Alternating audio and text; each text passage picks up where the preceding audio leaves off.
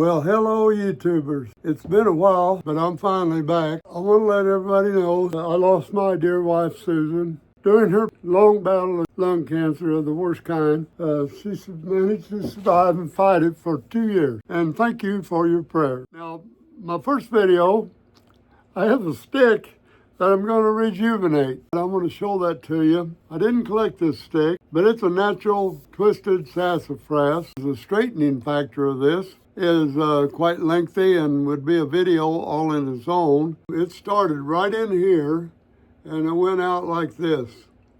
Just an extreme angle, 15-20 degrees. And I straightened it that much. Now I got this from a gentleman out of our church. He said it's a pretty nice one. It's a little crooked, he said. I told him to bring it to me. I would clean it up and try to make a nice walking stick out of it for him. Won't be any charge involved because he deserves a good walking stick. I'll do a little more sanding on this. I'm going to do something special to this stick, so stay tuned and find out. 80 grit sandpaper.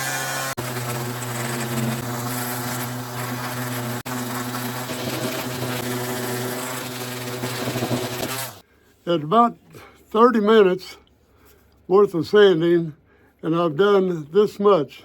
That's only 50%. You can see that right there. With that, we'll be moving right next to the carbon bench. Okay, we're going to get started with a little Dremel tool here now. See, I got a sander on the end of this. It's about 80 grit. We're going to start here with this Dremel and go all the way down, try to get the rough part of it off of there. So let's turn it on and get it started.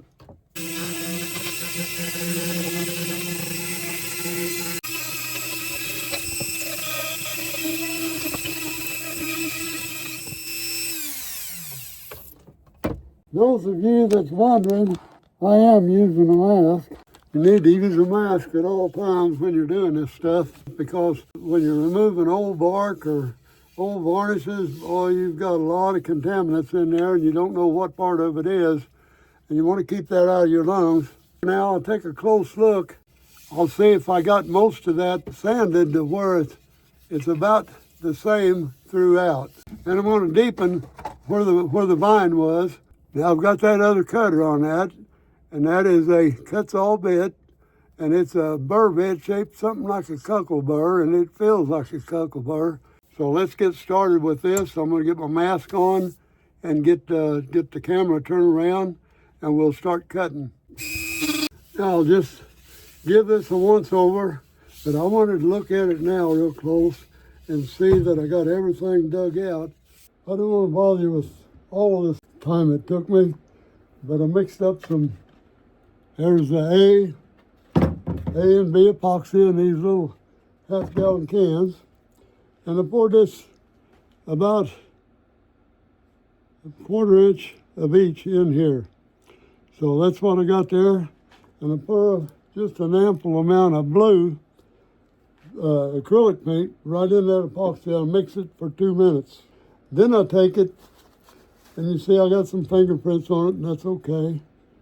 But now you just take and follow the river down with your epoxy and acrylic paint. This is the second coat on that. All the way down the natural curve. This wasn't a carved stick. It was fairly crooked, but it's straight now. There'll be another video on how I straighten these sticks, and it's a little different method than what you've seen. And I couldn't show you this time because it's long enough. It'll make another video. Get about that much on that brush. Get a heavy load on that brush right there. See that drop? You want that drop to go right in your river. And you smear it out a little bit and it don't run. It'll stay right there. So that's the lesson for today.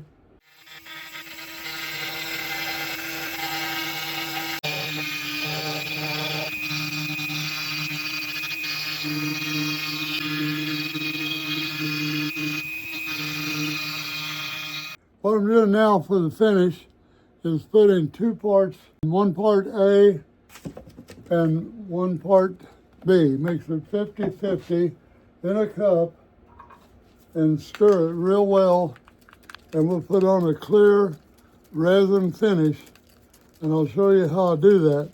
You mixed it thoroughly in a small cup like this, 2 minutes. I've done it many, many times, and it works. What I do now is I pour some into the rubber glove, and then I'm going to take it and rub it with the rubber glove all over the stick. I rub it all the way up and down through there, getting plenty of the mixture poured out on the stick. And I've already pre-prepared a hook on the end, and I'll hook that in the drying room.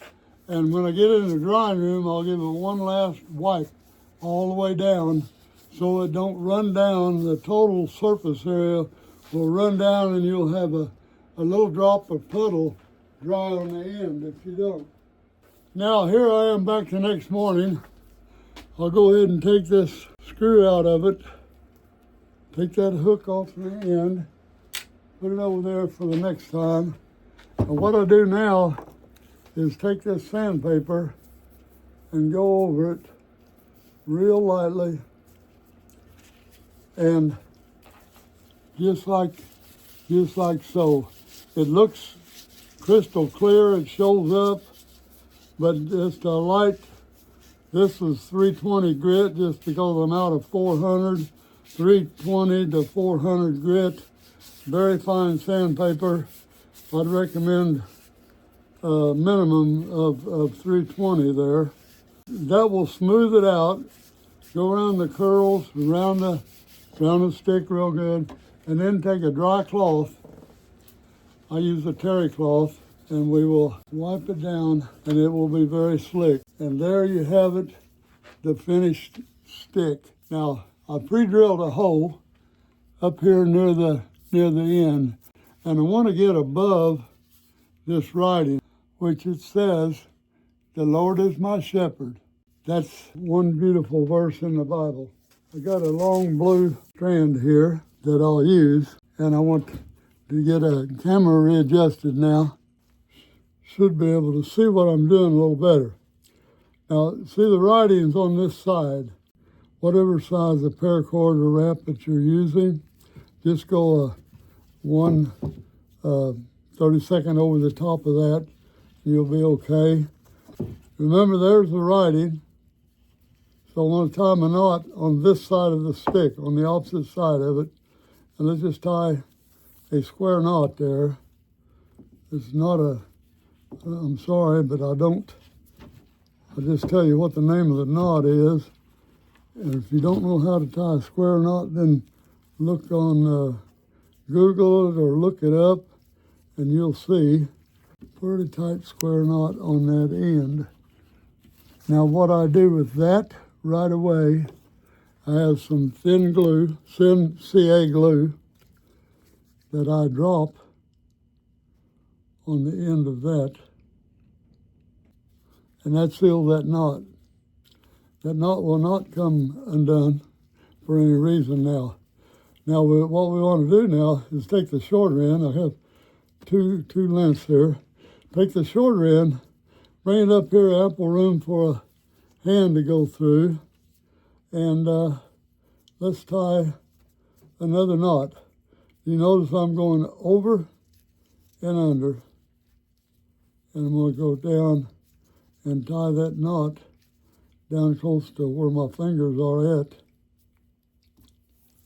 Now I've looped it around like that, and now remember I went over and under, so now I will go under and over, and that will cause a half hitch in there.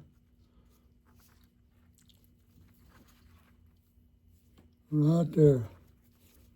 And there's your half hitch.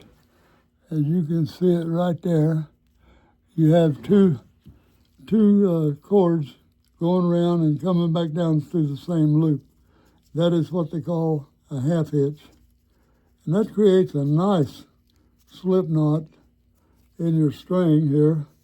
See, it'll slip up and down here, and that's what you want. You want it to where the slip up and down real nice. It has two coils around it that lets it slip. Now what you want to do is go over and under,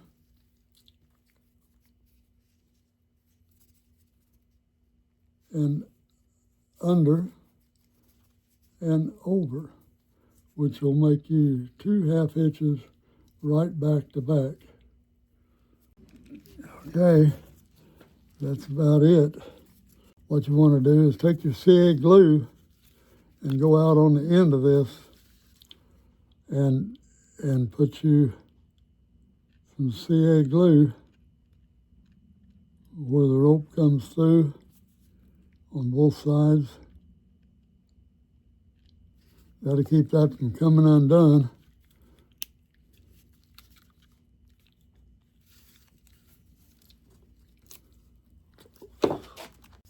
The fumes off of that, the CA glue, is cyanide gas, and you don't want to breathe that at all.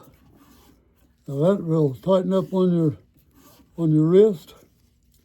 We can cut this off or tie another. I usually like to tie another sharp knot in it and let it stick over just a little bit,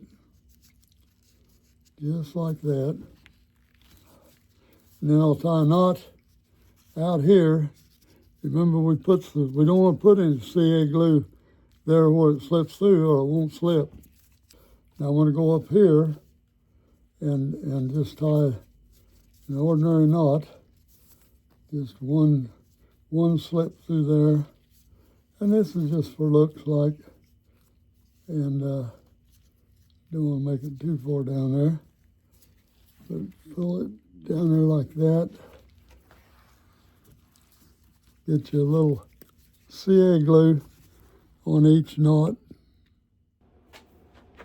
Well, that's just about it for my Big Bang return video here for my first stick in quite a while, actually, but I appreciate you guys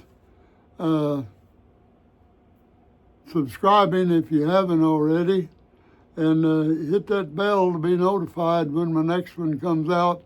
I'm going to try to put out one a week if I can, and that kind of takes my mind off of things, if you know what I mean. Anyway, let me talk about this stick a little bit. If you look at the hand hold here, that makes a very nice place to hook it on a haul tree or on a hat hook or anything where you want to keep it handy by the door. And you just put it on there, and you can hang on to this if you want, but you can tighten that right up around your wrist, and it goes right on down, and it's easy to get your wrist out.